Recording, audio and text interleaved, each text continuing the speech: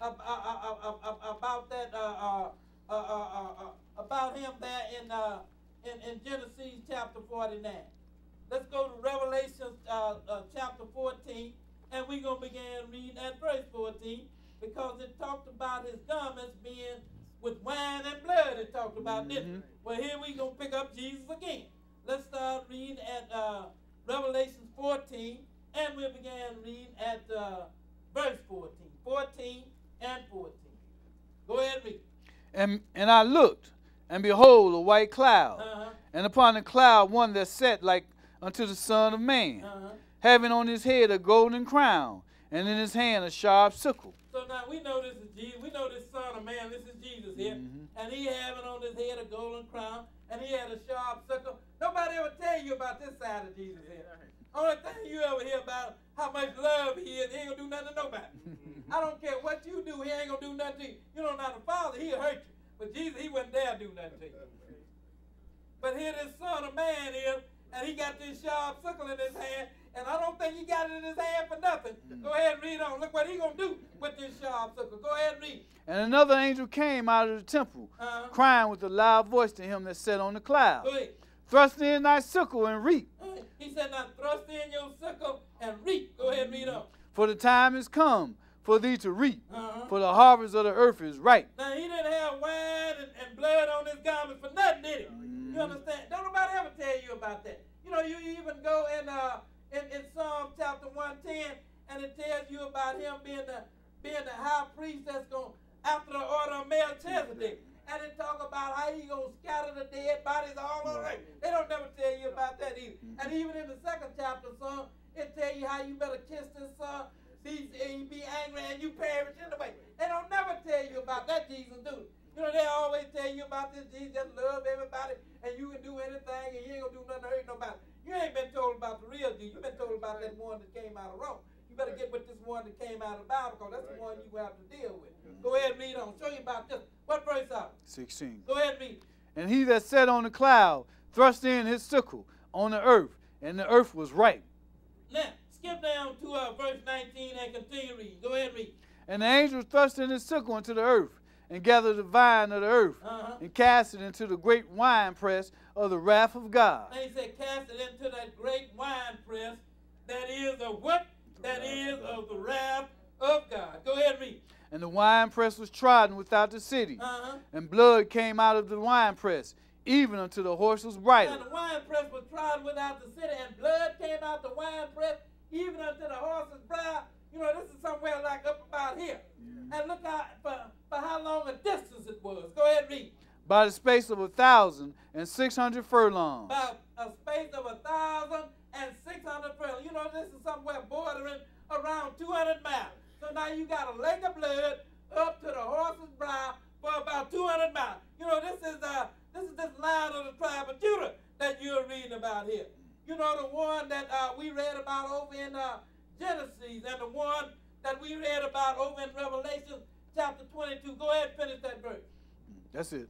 Okay, now, let's go and look at it again. Let's go this time to Isaiah 63. Isaiah chapter 63. Because Isaiah told you about it too. Lord had Isaiah to tell you about it.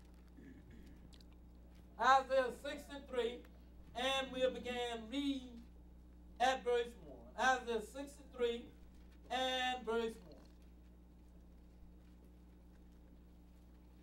1. 63 and 1. 63 and 1. Okay, go ahead and read. Who is this that coming from Edom with dyed garments from Bozrah? Who is this that coming from Edom with dyed garments? You know, we're going to find out this is the Lord, he's coming from Edom with dyed garments. And this Edom here, you know, the reason he's coming from Edom with dyed garments here, because he's going to mete out some kind of special punishment on Edom because of the thing that he did to Israel. You know, you go over and over that, and he will tell you about that. You see, now, who is this that coming from Edom with dyed garments? Go ahead and read. This that is glorious in his apparel, traveling in the greatness of his strength. I that speak in righteousness, mighty to save. And he said the one that speak in righteousness and that is mighty to save. That let you know this ain't Isaiah. You know who it is that's going to save, right? You know, even the people, they knew who was going to save. Because they crying, Hosanna, save now, right? So everybody knew who it was that's going to save. It's the Messiah. It is the Lord that's going to save. You know, he said he is mighty in righteousness and you know, he speaks righteousness and mighty to save. Go ahead and read on. Wherefore art thou red and thine apparel? Now he said, wherefore are you red in your apparel and blood on your garments? Go ahead and read. And thy garments like him that treadeth in the wine and fat. You got garments like the one that's been treading the wine press. Didn't we read about him treading the wine press over the 14th chapter? We know that was Jesus, right? Yep. And this is him that you're reading about here too. Go ahead and continue reading. I have trodden the wine press alone, and of the people there was none with me. Go ahead. For I would tread them in my anger, and trample them in my fury. And their blood shall be sprinkled upon my garments, and I will stain all my raiment. For the day of vengeance is in my heart, and the year of my redeemed is come. Now he said the day of vengeance is in my heart, and the year of my redeemed. What is the year of the Lord's redeemed? The year of the Lord's redeemed is that it's coming. So now he said the day of vengeance. That's when the Lord going to have his blood on his garment. This is Jesus that you're reading about here. You know, that's the line of the tribe of Judah that you're reading about here, the shepherd of Israel here. And then, you know, because he's going to redeem Israel. Go ahead and continue reading. And I looked, and there was none to help. Go ahead. And I wondered that there was none to uphold. Therefore my own arm brought salvation unto me. Go ahead. And my fury, it upheld me. Go ahead and read. And I would tread down the people in my anger, and make them drunk in my fury. Go ahead. And I would bring down their strength to the earth. Now that we understand who this is, you know, that's going got the blood on his garments and going to pour out his vengeance, and even pour out his vengeance on Edom at the appointed time. Now we can understand this. Let's go to Numbers chapter 24.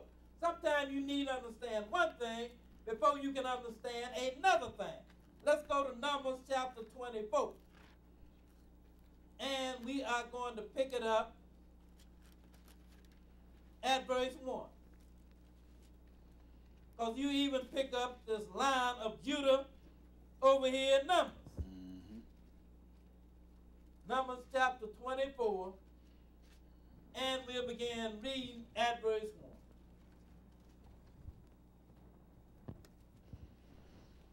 1. Now, Balak, which was the king of Moab, he had hired Balaam, a soothsayer, to curse Israel. And when Balaam cursed somebody, they was cursed. But the Lord going to deal with Balaam a little bit here. He going to even give Balaam a prophecy that will carry all the way down to the end time. Start reading at 24 and 1. Go ahead and read.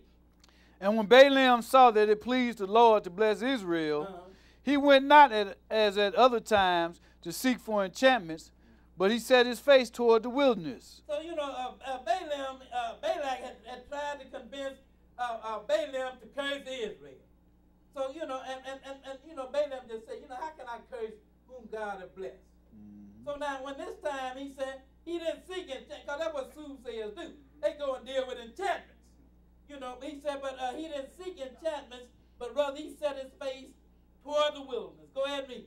And Balaam lifted up his eyes, and he saw Israel abiding in his tents according to their tribes. Now he lifted up his eyes and saw Israel abiding in tents according to their tribe. Go ahead and read on. And the Spirit of God came upon him. And then now the Spirit, you know, even though he was a soothsayer, even the Lord done dropped his Spirit on Balaam here, because he gave Balaam a prophecy that he wanted Balaam to give to Balak.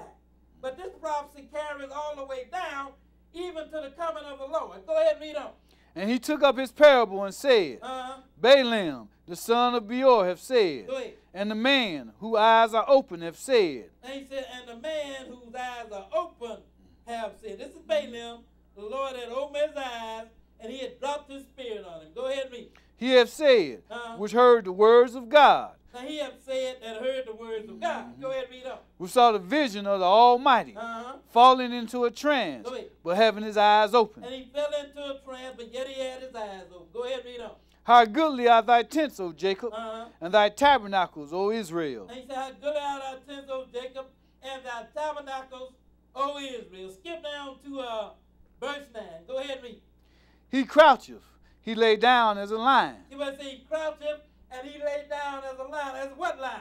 as the Lion of the tribe of Judah. That is who we are dealing with here, and you know that is Jesus. Go ahead and read on. And there's a great